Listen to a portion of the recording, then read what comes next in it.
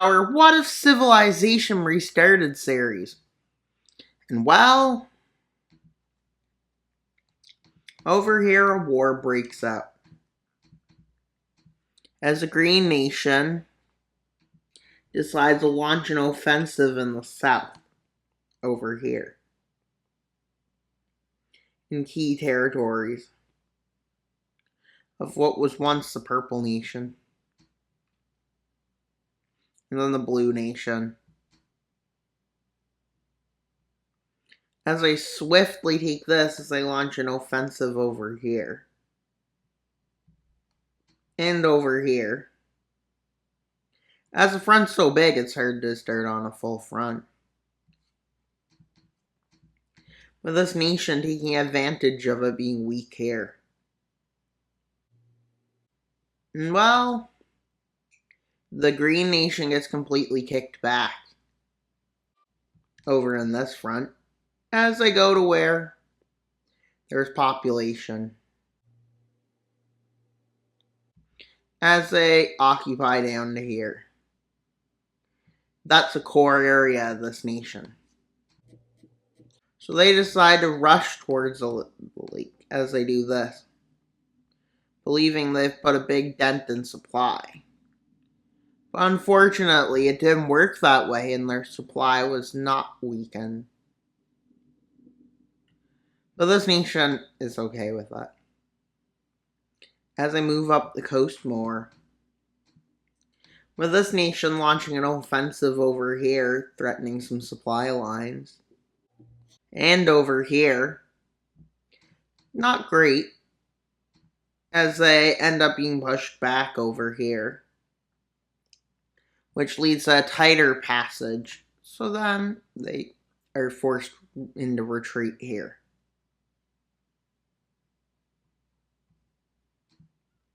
And well, they decide to strengthen their front over here.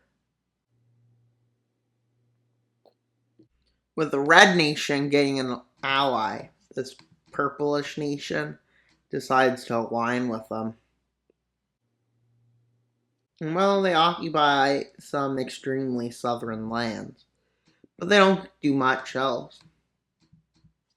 As another offensive is launched over here to make this area harder to get supplies into by making it narrower, and they launch an offensive over here. And well, they use this to cross as they end up pushing them back across a full-on front, taking advantage of geographical features as they go down what we would call the Mississippi River. I never gave it a name for this civilization. We need to name the countries. Comment names for the countries.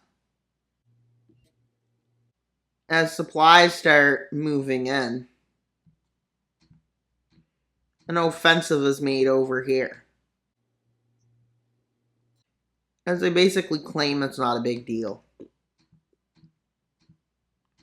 But, yeah. Their front over here starts collapsing as they attempt to counter-offensive over there, but it fails. As they get pushed back all the way to the border. And then they get pushed across it, with this nation in the south making a tiny breakthrough. As, yes, this area crumbles, but they don't worry about it. They don't worry to occupy it, despite it becoming radically weaker. With them moving down the coast to here, and then they decide to attack the capital, which leads to the fall. Once the capital is taken, this coastline falls. And they decide it's time to meet for a peace treaty. Yes. So let's see how the peace treaty goes. Annexed and a bit inland. Then down here they go down this river, with a bit of land to the north and up the coast being annexed by this nation. Not too many. Well, as you can see, there's a lot going on. This nation's a bit too strong, probably, for you. And then here, you can see this. Well, this nation decides to launch an offensive on it. Because they don't like how this nation has more land. Has more valuable land. So they go right against it. With full-on offensives. But the nation quickly changes how this is going. And start pushing this nation back. With them going for a unification of sorts. But here, this nation takes advantage of the situation to launch an offensive to take over this island and surrounding territories. And then they go through the ocean, annexing stuff. Yes, all the islands that were free in this area, they go around annexing. Nobody knows they did that. Yet. Well, they quickly cross across the Pink Empire, cutting it in two. And then they cut off this area by moving up along the border. With the two areas in the north capitulating. And then that happening. But this nation takes advantage of this situation to continue its journey even further to the south. Till the nation agrees to give it what it wants. And let's be honest, they end up having to. But they did gain a lot of territory off this. And yes, I leave that border. Because they ended up agreeing to give some land away. More than what they were planning.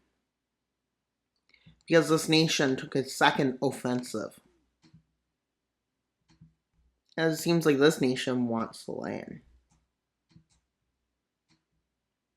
And well... Wait, I think they stretch a lot for... Yeah, they stretch all the way there. And well, the Green Nation decides to continue its radical expansion campaigns. As they go against this nation.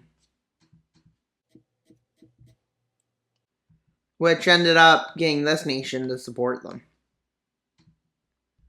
With this nation landing over here. With allowing this nation a counter-offensive.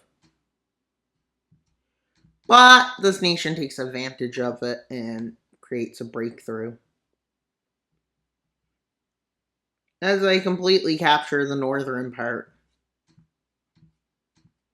And they start pushing this nation back. And this nation looks really incompetent. As they're failing to take on what they would consider similar. A nation getting made fun of in that area.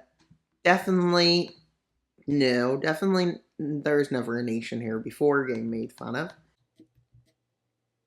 With them occupying this land. As this nation is pushed back even further. With them wanting a peace treaty because they're running out of the ability to fight this. No. The nation continues down the coast. But finally agrees to a peace treaty. But before it can get signed, they do this. And to get that nation to leave them alone, more than what's already been, they occupy that island and decide to take in a peace treaty.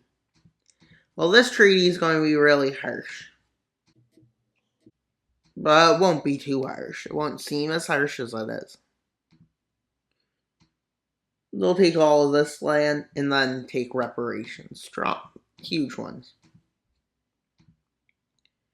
As you can see, this nation's obsessed with expansion. But you want to know another nation that is? Well, this light green nation is all into expansion. As they invade this nation, and then this nation. But a nation that becomes their actual rival declares its independence. And that's this nation, which has no other goal but to destroy that nation.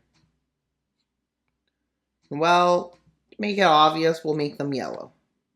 Because yellow nations always want to do expansionist stuff. As we know. With them invading these lands to create itself some lands.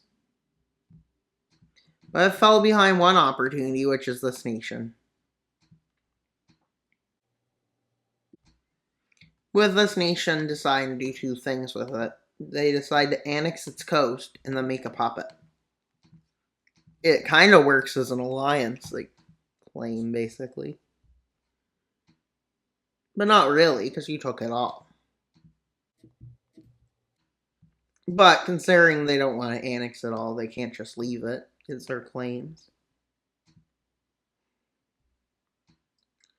And while most nations are in crises, but this nation over here decides to annex that buffer state that they decide to create. And their excuse was it was going to happen. Definitely doesn't sit well with that nation to the north. With this nation ending up in crisis as they get invaded. They think they can have a chance in this invasion. Then it ends up becoming a partition of sorts. And nobody wants peace. Until the nation over here threatens to invade that nation if they don't have peace made. But this nation doesn't just relaxes as they get a cross-border attack. And then they decide to meet everyone for peace. Because they don't want to get attacked for no reason. So let's see the peace treaty. Especially that nation and their ally, the Beige Nation. But this nation does an expansionist move. As they quickly overrun this nation, which didn't want to be part of them. With votes being gave to this nation, that nation, that nation, this nation, and that nation about joining. This nation votes in favor, along with this nation, and this one votes in favor. So they get annexed. But the nation that didn't want it gets left alone. And seeing they're in not a great position, they decide to unite. And then this nation takes advantage of its situation and annexes that. With a rivalry breaking out, and they all keep changing who they support. And well, yeah, nothing happens there. Definitely not making fun of the kind of joke that's used in these situations. But yes. This nation deciding to show off its military might by invading this nation. And it worked out well as they were able to show their strength and their willingness of what they're willing to do to gain lands. And well, that's all for today's video. Please like, subscribe, and comment. Wild Mapper out, but not until you subscribe.